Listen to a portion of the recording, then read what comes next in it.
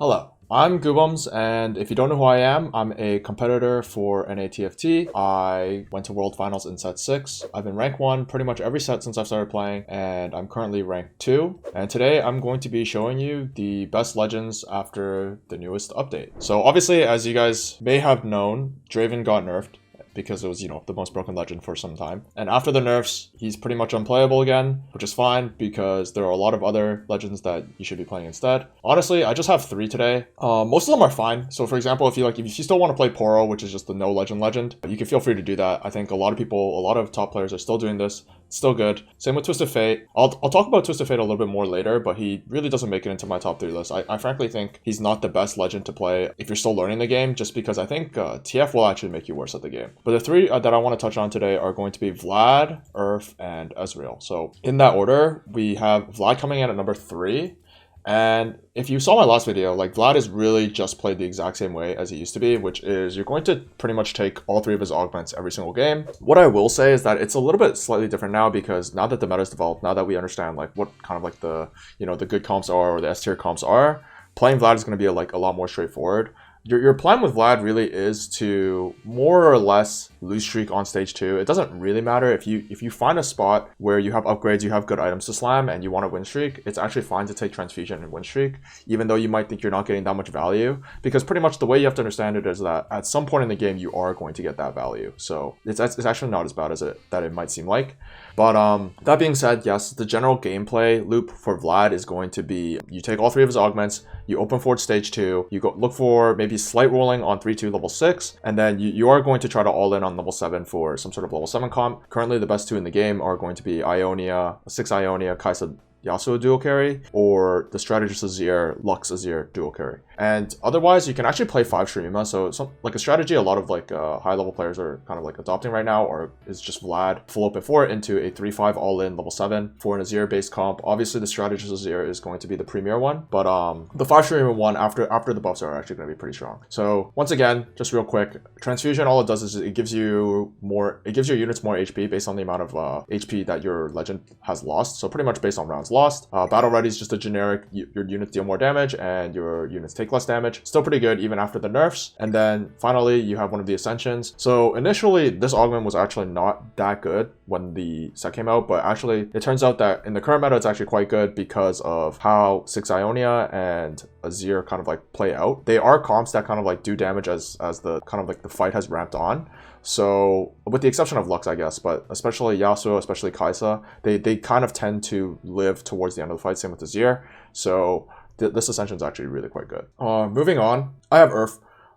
Okay, so pretty much you are really just going to be looking at Tome. I think for the most part, especially for newer players, even for top players, Master GM Plus, I wouldn't recommend taking branching out too often, just because even though it's a really strong augment, I think it really does require a lot of knowledge about the game to play. It's just unrealistic to expect players to understand all the different comps you can play while taking branching out, because sometimes you're just going to be given an option that you're not going to be very familiar with, and it's not probably worth the risk to play that option out if you're just not comfortable on that line. Otherwise, Tome and Tome 2. These are just really strong right now. Probably the main ones you're looking for are going to be Bruiser +1 to play around Rek'Sai, Slayer +1 to play around Slayers, which could in the form of Zed, in the form of Katarina. You can look for Ionia +1 is just standard for Ionia. You can look for Strategist +1, which is standard for the Lux Azir comp. Shurima +1 is also pretty good. You can get into 5 Shurima in the Strategist Azir comp, or you can just play 7 Shurima. It's also really easy to play. Pretty much there's just so many outs. At lower levels of play, I'm sure Void is still probably really strong. It's not going to be that strong at higher levels of play. That's just the nature of that line, the nature of that comp is just, that's just how it works. Otherwise, even stuff like Challenger, stuff like Deadeye, these are probably not going to be the best things to get, but you're going to pretty much find yourself, it's rare to find yourself in a position where what you get out of your Tome is going to be useless. Once again, I will leave the rules to how Tome works down in the description below, so make sure you look out for that. Once again, it's going to be for Legends, when you're picking Legends, it's going to be mostly stage 2 and stage 3 that you get most of your value. And one of the beautiful parts about Urf is that the 3-2 augment is actually really strong, and it pretty much doesn't matter what spot you're in. You can close your eyes and honestly just take the 3-2 augment every single time. Frankly, I think that will probably net you a better average placement than actually using your brain and just kind of figure out which option to take based on the 5 you're offered. If you just mindlessly take this one every time, it's just a little bit too good probably. and it's too generic, and pretty much it just doesn't matter. It's just always good. If you want to just do that, that's fine. Otherwise, like, obviously you should take into account your other ones, but like, you pretty much can't go wrong with these. And then finally, the stage 4-2-1. These are probably not the greatest. I do find that, like, in some cases, this 4-2, say you have a spat left on bench, then the 2 spats will obviously get you a Tactician's Crown or Fawn. The duplicator obviously can be really important if you have like a pair of a carry and you just really want to hit that, stop rolling. That's obviously really good. And then the 2 random components, obviously just generic. Same with these. It's like, if you need a Reforger or a Remover in a pinch, these are worth taking, but otherwise these are not the strongest 4-2 augments. There's going to be a lot more options on 4-2 that will make your board stronger, mostly in the form of combat augments, stuff that benefits your entire team in terms of stats. Just like having those augments tend to be better than having these at that stage in the game. So yeah, so look out for when you can take these, but for the most part, you don't have to pay these any mind. Finally, coming at number 1, and this is going to be the legend I'm using, because I mean, I'm not gonna lie, whatever legend I think is the best is going to be the one I use. It does also fit my playstyle, but this legend is really, really strong. So after the boss, what happens is, instead of getting your items like on the following turn, you actually get the first item immediately, and also comes with every time you get an item. So for silver, gold, and prismatic respectively, it's going to be 2, 3, and 5 rounds. You're also going to get a gold. And then that 1 gold is like, it might not seem like a lot, but that 1 gold is actually like really, really important. You'll find that like you're making econ breakpoints that you generally don't make. So this 1 gold, 2 gold ends up turning into like 5, 6 gold by the time like you actually start rolling, which is obviously by the time that gold actually starts mattering is when you start using it. So that gold's actually going to be really important. And I know a lot of people are going to look at this legend or look at this augment and think like, oh wow, look at all the items I get. I just want to greed my best in slot. Well, frankly, the power of this augment is not going to be for greeding best in slot. You do really want to just be aggressively slamming your items, especially if you have a board to play around in stage 2. That's kind of like where the power of this augment comes from, is that because you're getting so many components that you don't actually have to care about your best in slot nearly as much. So like pretty much obviously on stage 2-1, once you pick this augment, you're going to have 4 components total. Most of the time, obviously, that it implies that you have a 3-item opener, which is by far the most common opener. You have 4 items, 4 item components total. You do want to just find a way to slam the best 2 items you can, and it's like pretty much you want to organize your items in a way to slam the best 2 items you can. That being said, if you are weak on stage 2-1 and you're looking for some upgrades, maybe on stage 2 you hit some upgrades, you could have greeted a couple of those components, and then on stage 2, on stage 2, obviously you're getting your 5th component, and you should obviously look at your 5 components and see what 2 items you can slam from there and try to like progress into a win streak. That being said, even if you don't get like a really strong win streak out of these, just like that little extra added gold, 2, 3, 5 respectively, is going to be obviously really, really important for your econ. Next up, we have the 3-2 augments.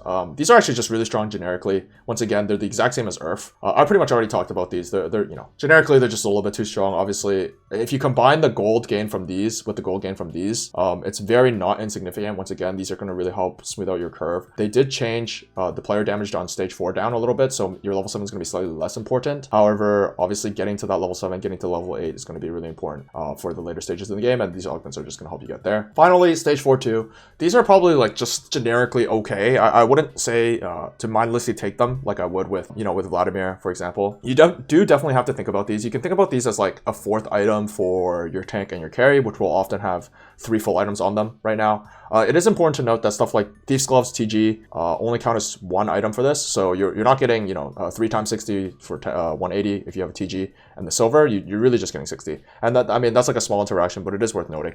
Otherwise, the Prismatic actually gives your carry a ton of stats. So if you're playing attack speed based carry such as Azir, such as Kai'Sa, such as Yasuo, this 24% attack speed if you have 3 items on that unit is going to be like really, really important. In fact, it really is just like a full 4th item on those units. Do keep in mind that these are not going to be like insane, so much that they're just going to be generically pretty good. There are probably going to be other options on 4-2 that are very much worth considering, but just generically, all 3 of these are just way too good to pass up. If you just want to, it's what we call Ezreal 1-2-3 or Legend 1-2-3, pick the 1-2-3 every single game.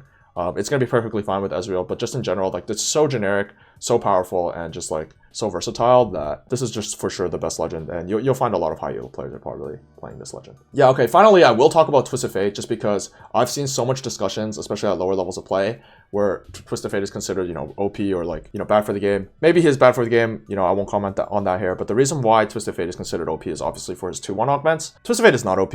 One of the worst things you can learn, especially as a new player, is like greeting your best in slot items like way too hard, and that's what TF kind of encourages. Obviously, there are going to be some comps, most notably in Bastion comp last patch, where you do need to get those lockets and you do need to get those rage blades where it's really, really important. However, in the vast majority of comps, you really don't need best in slot, so to speak. And frankly, I think a lot of lower elo players get baited into going for best in slot when they don't even know what best in slot is. They think they know what it is, but in fact, they don't. So I would recommend against Twisted Fate if you're trying to learn the game. I think taking out a major component of like kind of improving at the game, which is to manage your item economy, is just like really bad for your growth as a player. I just strongly recommend against this. The better, just like the straight up better choice for improvement and for, you know, just climbing just because it's better is Ezreal. It will teach you to slam better items in general.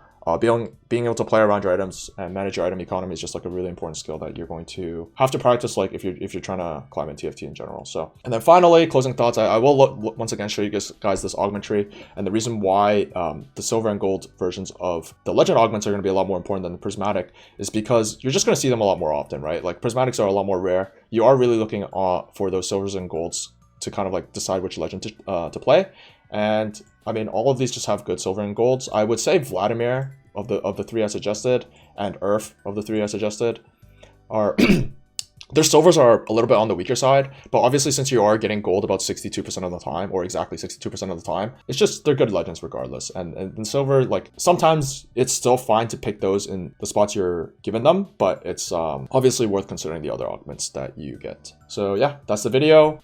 If you like this type of content, please like and subscribe. Follow for more. Obviously, I will be releasing more guides like this in the future. I'll be playing more on my Twitch, you know, same as at guubums. I will be trying to get rank 1 soon. And yeah, hope to see you again soon. Peace.